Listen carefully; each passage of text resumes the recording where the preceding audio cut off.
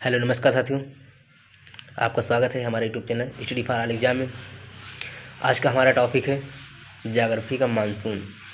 आज हम मानसून के बारे में जानेंगे। हम लोगों ने सुना होगा कि गांव में अक्सर कहा जाता है कि मानसून आ गया। तो मानसून क्या है, आज हम उसके बारे में पूरी तरह से जानेंगे। अगर हमारी वीडियो आपको अच्छी लगे तो वीडियो को लाइक व चैनल को सब्सक्राइब करें। तो हम शुरू करते हैं। मानसून अरबी भाषा का शब्द है जिसका अर्थ दिशा बदलने वाली हवा। मतलब मानसून अरबी भाषा का शब्द है जिसका अर्थ होता है दिशा बदलने वाली हवा, जो दिशा को बदल दे। ये बादल के स्वरूप में होते हैं और बादल दो प्रकार के होते हैं। मतलब जो मानसून होता है, मानसून दो प्रकार के होते हैं। मानसून बादल के स्वरूप में होते हैं और ये दो प्रकार के होते हैं। नंबर 1 वर्षा वाले बादल और नंबर 2 बिना वर्षा वाले बादल। ऐसे बादल जिनमें बरसने की संभावना ज़्यादा होती है। मतलब कुछ बादल आपको देखने में लगता होगा कि अभी बारिश हो जाएगी और कुछ को देखकर आपको लगता होगा कि इसमें बारिश नहीं होगी। तो ऐसे बादल जिसमें बरसने की संभावना ज़्यादा हो मानसून कहलाता है। अगर हम देखेंगे तो मानसून की खोज हिप्पालस ने हर्षवर्धन के समय में किया था। मतलब मानसून प्राचीन काल से चलता हुआ प्रक्रिया है और इसका जो विस्तृत वर्णन अल मसूदी ने दिया था। इसके पहले हम जान लें कि जब हवाएं किसी पर्वत से टकराती हैं, तो जिस साइड में टकराती हैं उस साइड में 80% वर्षा होती है। जैसे कोई चीज़ इधर से गई और इसमें टकराई तो इसमें 80% वर्षा इधर होगी, और जो इधर से जब हवाएं वापस मूव नीचे की तरफ जाएंगी तो इधर 20% वर्षा होती है। तो इसे ही वृष्टि छाया क्षेत्र के नाम से जाना जाता है। ऐसा नहीं कि इस साइड में वर्षा ही नहीं होगी, लेकिन 20% होगी, लेकिन वो कम मात्रा में होगी। ज़्यादा वर्षा जिस साइड में बादल टकराएंगे उसी साइड में होंगे। अब हम इसके पहले मानसून के पहले आगे बढ़ने से पहले हम फैरेल का नियम भी जान लें। फैरेल का नियम है, अब विश्व को हम एक पूरे ग्लोब पर देखेंगे तो उत्तरी गोलार्ध और दक्षिण गोलार्ध में बांटता है। फैरेल का नियम है कि अगर उत्तरी गोलार्ध में जो हवाएं हैं वे दाएं मुड़ जाती हैं। अगर उत्तरी गोलार्ध की अगर मानसून आता है तो हवाएं सीधे ना जाकर दाएं मुड़ जाती हैं, और दक्षिण गोलार्ध में हवाएं सीधे ना जाकर हल्का बाएं मुड़ जाती हैं। इसका हम आगे यूज देखेंगे। याद करने के लिए ऐसा आकार है, अगर एस है तो ये दाएं मुड़ेंगी और इधर है तो ये बाएं मुड़ेंगी। आगे देखेंगे नोट में, गर्म करने पर कोई भी चीज़ ऊपर उठने लगती है। आपने देखा होगा कि अगर हम पानी को गर्म करते हैं तो वो भाप बनाकर ऊपर उठने लगता है। इसी प्रकार जब सूर्य जून के महीने में कर्क रेखा पर आता है, जैसा कि आप जानते हैं कि जून के महीने में सूर्य कर्क रेखा पर आता है और कर्क रेखा भारत के 8 राज्य से गुजरती है, ठीक। तो वो हवाएं ऊपर उठने लगती है। तो मतलब जहाँ पर जब सूर्य कर्क रेखा पर आता है तो जो हवाएं होती हैं भूमध्य सागर, अरब सागर की और हिंद महासागर की हवाएं ऊपर उठने लगती हैं। इसी कारण नीचे हवाएं कम पड़ जाती हैं। ऊपर कोई चीज़ हवाएं उठने लगती हैं तो हवाएं नीचे कम पड़ जाएंगी। ये तो सिंपल सी बात है। पफ कम पड़ने से वहाँ पर आसपास की हवाएं आने लगती है। कोई चीज़ जहाँ पर कोई चीज़ की कम हो जाएंगी तो वहाँ पर आसपास की हवाएं आने लगती हैं। इसी कारण जून में आंधी ज़्यादा आती है। मतलब इसी कारण जून में आप लोगों ने देखा होगा कि आंधी ज़्यादा आती है, क्योंकि जब हवाएं ऊपर उठने लगती है तो वहाँ पर जो हवाएं खाली स्थान होता है वहाँ भरने के लिए जो हवाएं तेज़ी से आती हैं उसी कारण आंधी होती है। और भारत में दक्षिण गोलार्ध की हवाओं से मानसून आता है। अगर भारत में मानसून देखा जाए तो भारत में जो मानसून आता है वो दक्षिण गोलार्ध की हवाओं से आता है। आगे हम इस पर देखेंगे मैप के माध्यम से। मैप के थ्रू अब हम भारत में मानसून कहाँ से आता है, कब वापस जाता है, अब मैप के हम थ्रू जानेंगे। जो भारत में मानसून है, भारत में मानसून सबसे पहले केरल राज्य में आता है। यहाँ से जब ये हवाएं ऊपर उठती हैं और यहाँ से जाने के बाद केरल में टकराती हैं। तो अगर पूछे सबसे सर्वप्रथम मानसून कहाँ पर आता है तो केरल में आने के बाद मानसून दो पार्ट में जाता है। एक ये बंगाल की खाड़ी वाला मानसून और ये अरब सागर की खाड़ी वाला। ये दो मानसून जब केरल में टकराता है उसके बाद मानसून दो पार्ट में बढ़ जाता है। ये अरब सागर का मानसून और ये बंगाल की खाड़ी का मानसून। जैसे कि आपने पहले ही हमने बता चुका है कि फैरेल का नियम है। भारत अगर देखेंगे तो भारत उत्तरी गोलार्ध में पड़ता है। तो फैरेल का नियम है कि अगर उत्तरी गोलार्ध में जो हवाएं होती हैं वो सीधे न जाकर हल्का दाएं मुड़ जाती हैं। तो ये जो अरब सागर का जो मानसून है। अब हम देखेंगे कि भारत में मानसून का आगमन कहाँ से होता है और कैसे होता है। तो जो भारत में मानसून का आगमन होता है ये सर्वप्रथम केरल में होता है। केरल में जून के प्रथम हफ्ते में भारत में मानसून एंटर कर जाता है, क्योंकि 21 जून को आप नहीं सुना कर्क रेखा पर आ जाता है। तो कर्क रेखा पर आने के बाद यहाँ की जो टेम्परेचर बढ़ जाता है, इससे हवाएं ऊपर उठने लगती हैं। इसी कारण जून के पहले ही हफ्ते में केरल में मानसून आता है। केरल में आने के बाद मानसून दो पार्ट में बढ़ जाता है, एक बंगाल की खाड़ी का मानसून, एक अरब सागर का मानसून। अरब सागर का मानसून आपने देखा होगा कि ये मानसून इधर से जाता है और ये हल्का दाएं मुड़ जाता है। जैसे फेरल का नियम है कि जो उत्तरी गोलार्ध में जो देश हैं उनके मानसून जो है हल्का दाएं की ओर मुड़ जाते हैं। तो ये मानसून यहाँ पर जाता है गुजरात में गिर पहाड़ी से टकराता है। जब गिर पहाड़ी से टकराता है, इसीलिए आपने देखा होगा कच्चे की खाड़ी, इसकी गिर की पहाड़ी से टकराने के बाद आपने अभी बताया कि इसके पहले कि वृष्टि छाया क्षेत्र में कम वर्षा होती है। तो यहाँ पर कच्छ का रण है, इसलिए कच्छ के रण में पानी नहीं जा वर्षा नहीं होती। गिर पहाड़ी से टकराने के बाद यहीं पर ज़्यादा वर्षा होती है गुजरात के इस एरिया क्षेत्र में।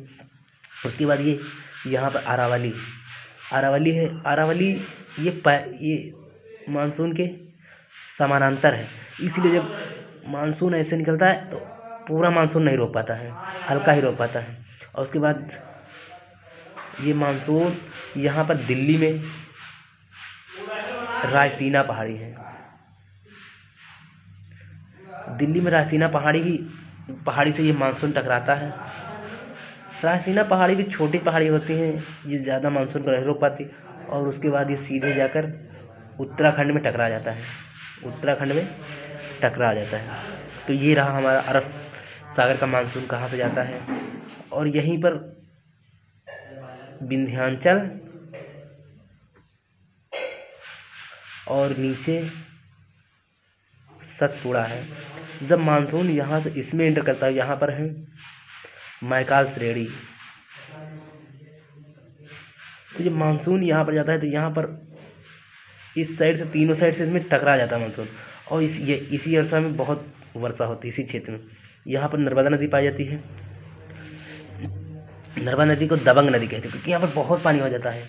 नर्मदा नदी से क्रॉस करने में बहुत समय लगा देती है।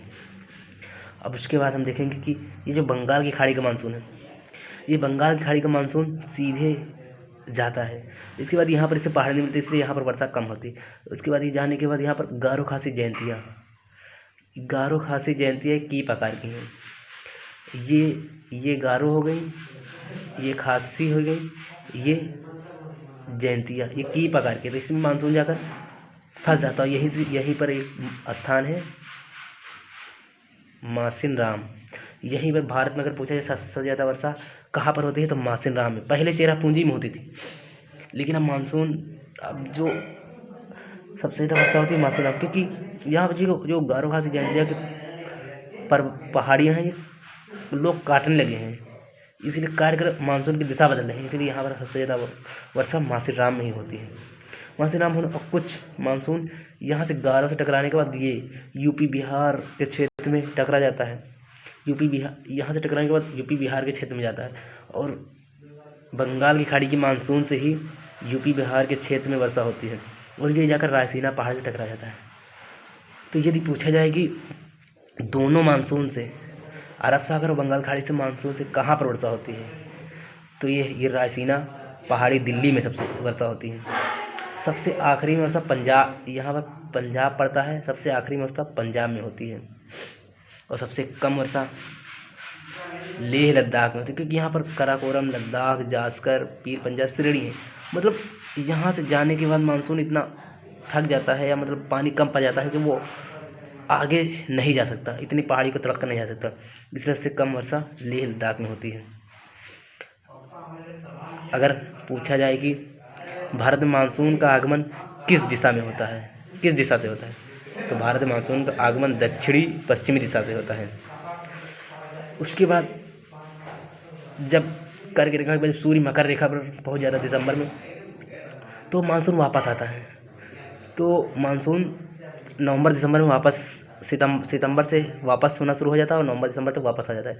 तो ये अरब सागर का मानसून ये ऐसे ही वापस आ जाता है, यहाँ अरावली पर्वत से ये वापस आता है या फिर ये वापस आ जाता है, ये वापस चला जाता है।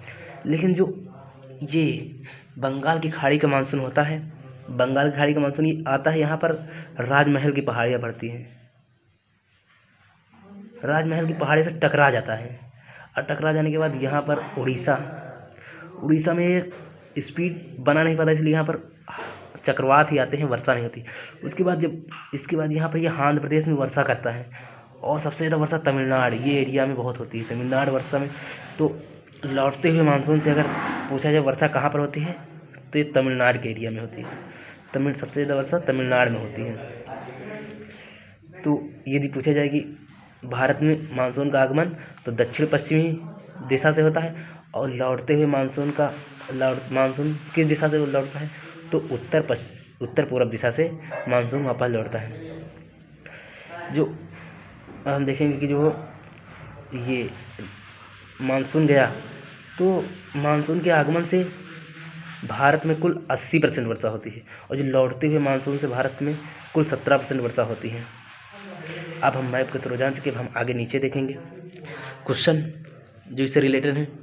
भारत में मानसून सर्वप्रथम केरल राज्य में जून के पहले सप्ताह में आता है, जैसा कि हमने आपको मैप में बताया है कि सर्वप्रथम केरल राज्य में आता है। भारत में मानसून दक्षिण पश्चिम दिशा से आता है। हमेशा क्वेश्चन पूछा जाता है कि भारत में मानसून का आगमन किस दिशा से होता है, तो इसका आंसर हो जाएगा दक्षिणी पश्चिमी दिशा से।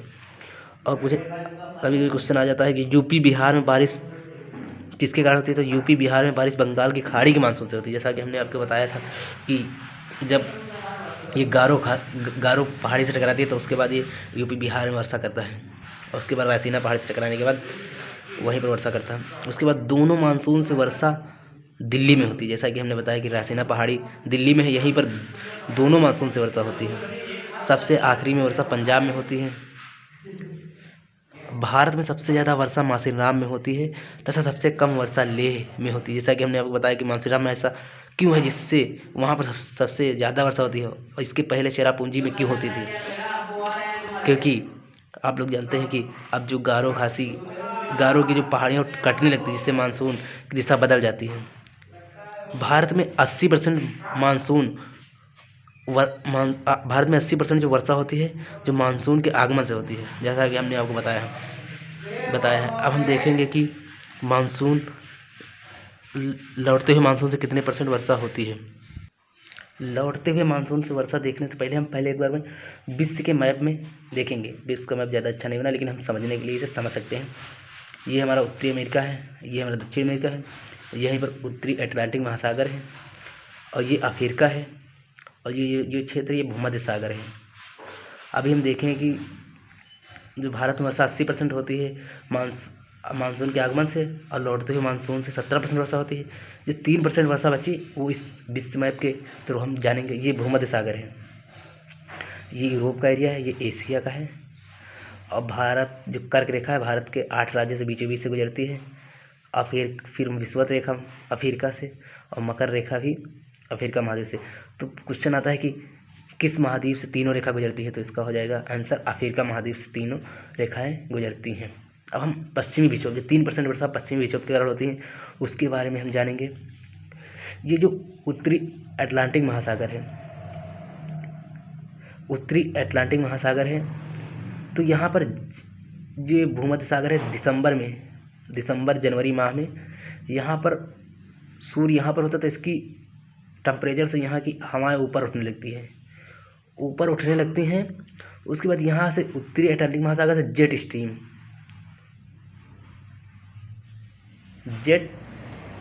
स्ट्रीम नामक हवाएं यहाँ से तेज़ी से एंटर करती हैं। तेज़ी से एंटर करने ये जो हवाएं ऊपर उठती हैं इसे लेकर यहाँ पे जाता है हिंदुकुश पर्वत। यहाँ पर हिंदुकुश पर्वत है, इस एरिया में यहाँ पर हिंदुकुश पर्वत से टकराता है। ये दिसंबर जनवरी के माह में होता है। तो यहाँ पर टकराने के बाद ये पाकिस्तान का एरिया है, यहाँ पर बारिश बहुत होती है। इसीलिए आपने देखा होगा कि पाकिस्तान में गेहूँ बहुत कम मात्रा में पैदा होता है, क्योंकि यहाँ पर जो जेट स्ट्रीम हवाएं जो होती हैं, इनके द्वारा यहाँ पर बहुत बारिश होती है, और यहाँ पर जो ये वृष्टि छाया क्षेत्र में पड़ जाता है, तो भारत में हल्की वर्षा होती है। तो आपने देखा होगा कि जो बारिश शीत ऋतु में जो दिसंबर जनवरी में जब अब हमारे यहाँ गेहूँ बोया जाता है, तो हल्की वर्षा होती है, क्योंकि ये वृष्टि छाया क्षेत्र में क्षेत्र आता है।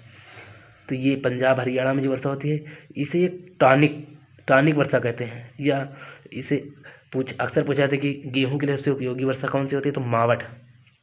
इसका आंसर कहा हो जाएगा मावठ वर्षा गेहूं के लिए उपयोगी होती है। तो यहाँ पर टकराने के बाद यहाँ पर हल्की वर्षा होती है, पंजाब हरियाणा के क्षेत्र में, यूपी के क्षेत्र में हल्की वर्षा होती है। तो अगर पूछा जाए कि पश्चिमी विक्षोभ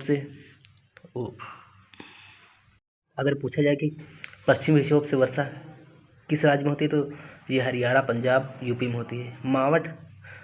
मावठ वर्षा किसके कारण होती है, पश्चिमी विक्षोभ के कारण। अब हम मैप समझ चुके हैं। अब इसके बाद हम क्वेश्चंस देखेंगे। भारत में मानसून का जो आगमन होता है, भारत में मानसून के आगमन से 80% वर्षा होती है, ठीक, और लौटते हुए मानसून से 17% वर्षा होती है।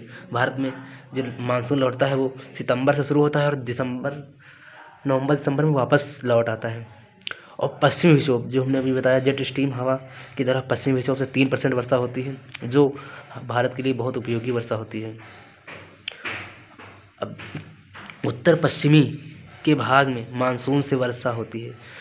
जो उत्तर पश्चिमी एरियाज़ है, ये उत्तर पश्चिमी एरियाज से मानसून से वर्षा होती है शीत ऋतु में, और पश्चिमी विक्षोभ से वर्षा जनवरी में होती है, ठीक।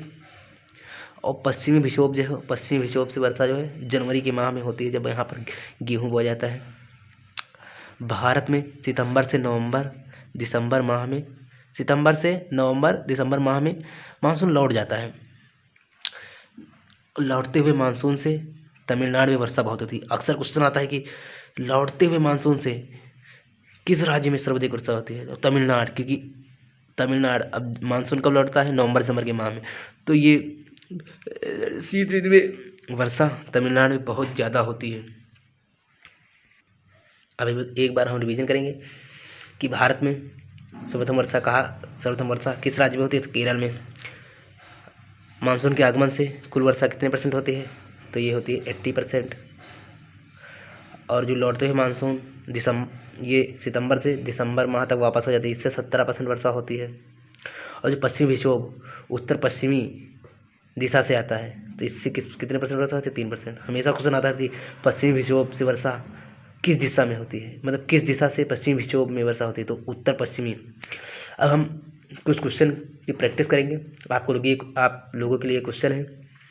हमने जिन तथ्यों के बारे में बताए हैं, उस तथ्यों के आधार पर आप इनका आंसर दे सकते हैं। तो आज का हमारा पहला प्रश्न है, जेट स्ट्रीम की हवाएं किस महासागर में बनती हैं। आप जो हमने बताया है, इसके आधार पर आप बता सकते हैं। इसका उत्तर आप कमेंट बॉक्स में दे सकते हैं। और दूसरा क्वेश्चन है, मानसून का आगमन सर्वप्रथम किस राज्य में होता है। और तीसरा प्रश्न है, पश्चिमी विक्षोभ भारत में किस दिशा से आता है। चौथा प्रश्न है, शीत ऋतु में वर्षा किस मानसून से होती है। मावठ वर्षा किस फसल के लिए उपयोगी होती है।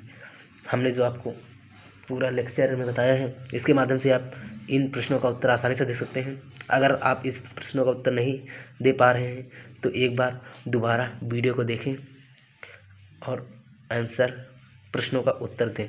Thank you. फिर मिलते हैं अपने नेक्स्ट वीडियो में। तब तक बने रहिए हमारे YouTube channel study for all exam से।